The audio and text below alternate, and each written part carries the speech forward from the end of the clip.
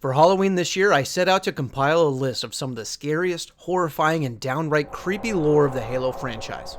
Halloween is my favorite time of year, so this video was super fun to make. Strap in, Spartans, it's about to get spooky. Let us begin.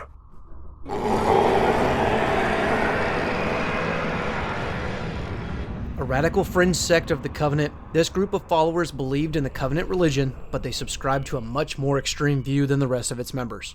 They believe that everything created by the Forerunners, technology, biology, culture, is sacrosanct and to be revered at all costs. This extends to the Flood, believing that the parasite was a creation of the Forerunners and therefore must be protected. The governors truly believe that it's their duty to protect and embrace these so-called perfect life forms. Even more terrifying is that they're still out there, in remote pockets of space, and even embedded with some of the post-war Covenant factions. They were shunned from major Covenant centers, especially High Charity, after the outbreak on Alpha Halo during the events of Halo Combat Evolved, and sent to far-flung corners of the Covenant Empire. Ironically, this helped save and keep the cult intact after the war.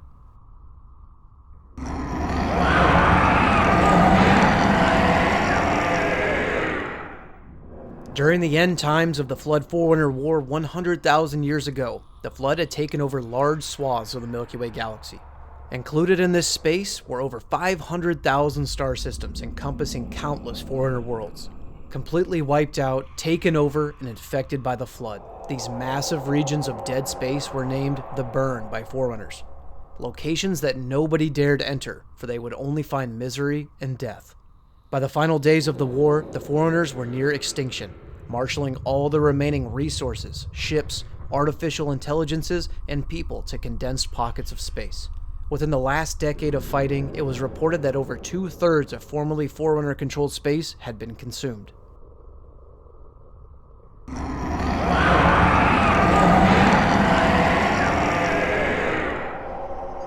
Before the Flood Forerunner War, there was the Forerunner-Human War. Decades before the end of this war, a grotesque and mysterious creature was discovered by ancient humans on the fringe of the galaxy, hibernating in a stasis capsule of precursor design. It was transported to the ancient humans' capital world called Charim Hakhor. Over the next several years, humanity was able to revive the creature and chose to imprison and interrogate it in hopes of gaining greater understanding of its nature and ancient history. Most of the time, the Primordial's answers were confused or unintelligible. But when asked about the Flood, the answers given to the scientists were so deeply horrifying that many of them committed you-know-what.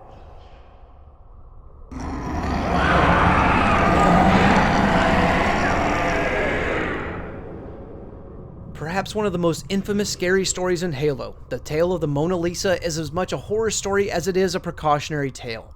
The hubris of humanity thinking that they could study, control, or weaponize the Flood might well have spelled annihilation for all life in the galaxy once again, if not for the desperate actions of a single UNSC ship. Shortly after the events of Halo Combat Evolved and the successful return of the Master Chief to human-controlled space after Operation First Strike, Oni quickly got to work reviewing and evaluating the combat footage recorded by the Chief, as well as deconstructing and analyzing the massive repositories of information Cortana had collected while on Alpha Halo, and then aboard 2 different Covenant vessels. First the Ascendant Justice, and then the massive command and control station named the Unyielding Hierophant. The most concerning events reviewed were undoubtedly the discovery of the Flood, the galaxy-ending nightmare parasite that consumes everything. Human, Covenant, flora, fauna, it didn't matter. And perhaps even more concerning were the Oni officials who sought to harness this godlike being. They remained in the debris field for several days or weeks until the ship became unresponsive. An Oni officer simply known as Major Smith dispatched a prisoner transport frigate named the Mona Lisa to the debris field of Alpha Halo in order to capture Flood specimens and experiment on human and even Sangheili prisoners. On October 25th, 2552, just 5 days after the Chief receives his new Mjolnir armor aboard Cairo Station, the UNSC Red Horse was dispatched to investigate the missing freighter. The ship's captain, however, was not privy to the true nature of the mission. A squad of Marines was sent aboard to investigate, and naturally, calamity ensues. It becomes a desperate fight for survival as the Marines discover the horrors of the Flood and even manage to find 2 survivors. While they're fighting for their lives, the captain argues with the shipboard AI, who divulges what the Mona Lisa is actually there for. After realizing that their efforts were in vain, the captain and AI authorized a Shiva-class nuclear missile strike on the Mona Lisa, destroying all traces of Oni's fatal mistakes.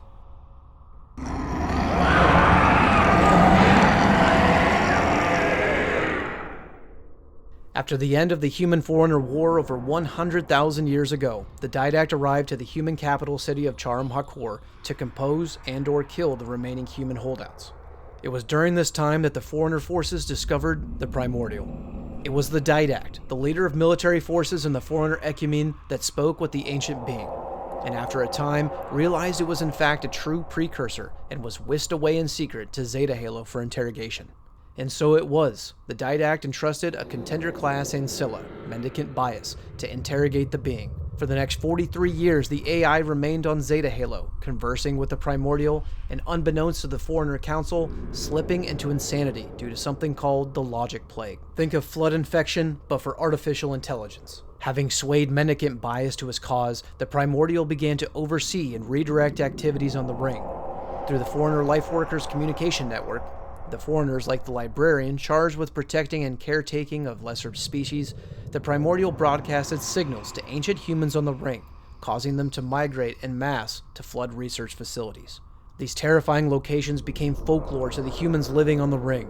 They mistook multiple facilities as just one, which they named the Palace of Pain, a place of unspeakable horrors where humans were taken to be experimented on. Few humans ever returned, and those who did were often sick and either died shortly after arrival back to safety or were killed by other people in their tribe as a precaution.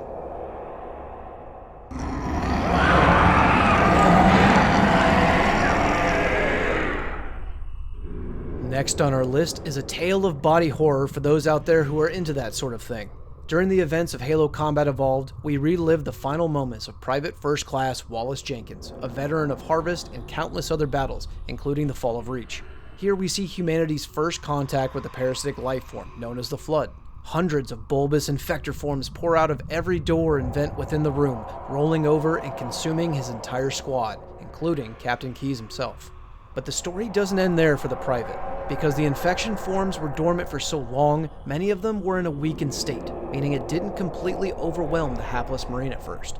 But that's not a good thing. While others who were consumed lost everything, their mind, body, and everything in between, Jenkins was trapped, a prisoner in his own mind.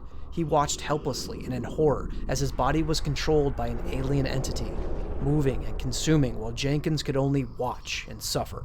He eventually made his way to the surface of the ring and was captured by ODSTs from the Pillar of Autumn.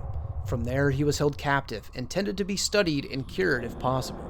In his final moments, he watched the legendary First Lieutenant Melissa McKay as she set off a frag grenade, causing an explosion that cascaded throughout the recaptured Covenant ship Truth and Reconciliation, releasing him from his mental anguish and torture.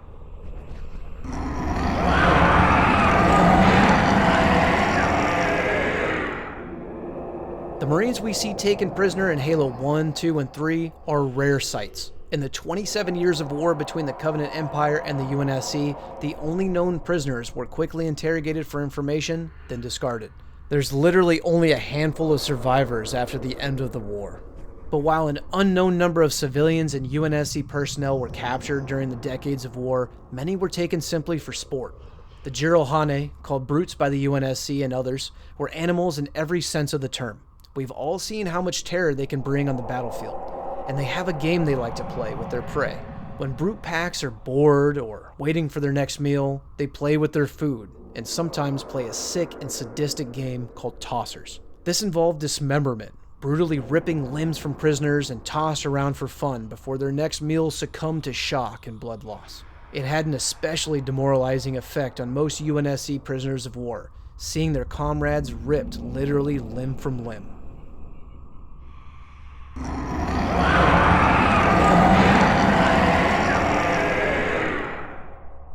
As you're sitting here right now watching my video on your phone or computer or wherever, imagine the world around you.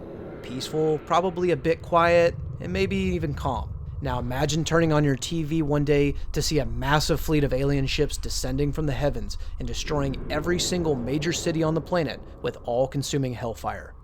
What can you do? Do you run? Do you hide? Do you fight? In the end, it doesn't matter. By sheer dumb luck, you manage to evade capture in the worst of the fighting, only to realize that any human survivors have evacuated the planet. Otherwise, everybody you've ever known or loved has perished. You're alone now, or perhaps with a small group of survivors. But take solace in the fact that the aliens have gone, destroying everything and moving on to the next world. But it's not a happy ending for you. The aliens and their apocalyptic weapons have destroyed everything and caused a nuclear winter. This is exactly what happened to Spartan Holly Tanaka on the planet Menab in 2550. And for 3 years, she and a group of survivors fought day in and day out for survival in the frigid wasteland, struggling to survive.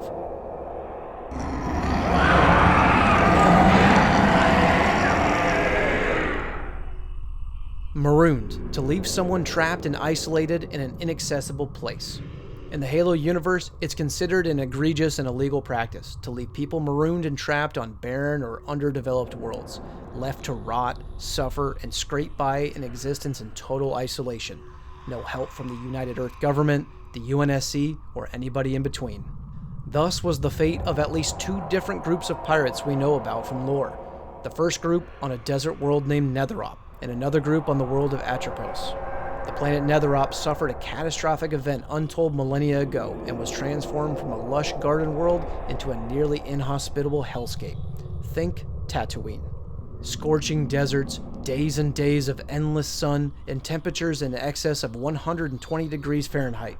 Somehow, the maroon pirates on this planet managed to scrape by an existence for years, even having children. Generations of survivors managed to live there until they're rescued by Blue Team and fellow UNSC forces in 2526.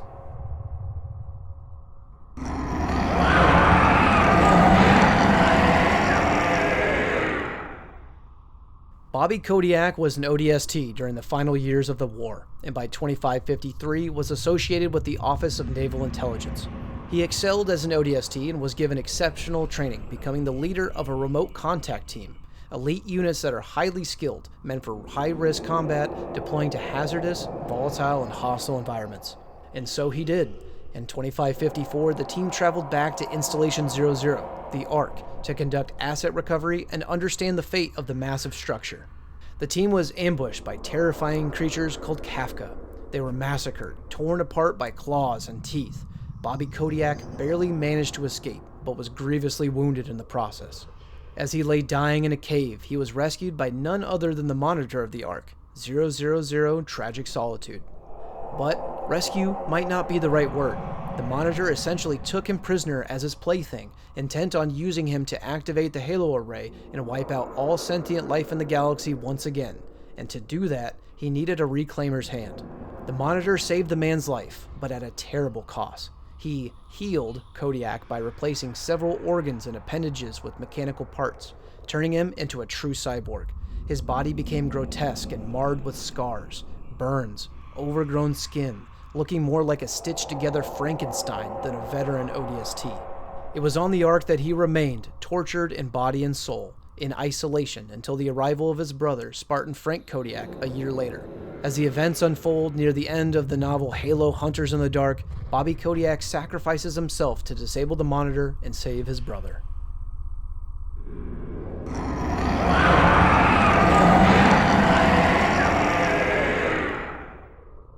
Beware the creatures that go bump in the night. That's what Oni researchers came to learn after being posted to a newly discovered world called Erebus 7, an aptly named planet.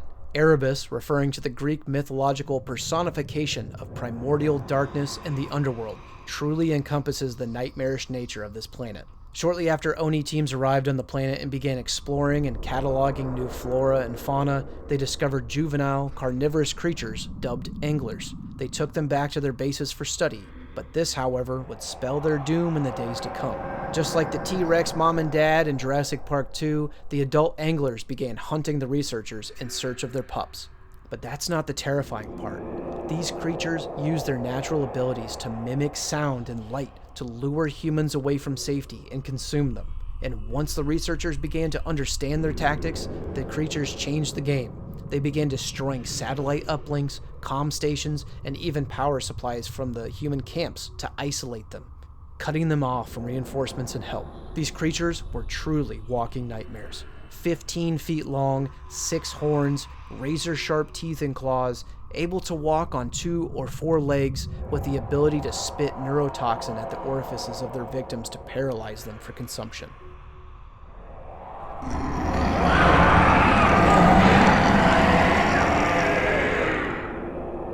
During the Human Covenant War, some Sangheili and Jiralhane masters were sadistic enough to purposely starve their troops, making them ravenous and crazed.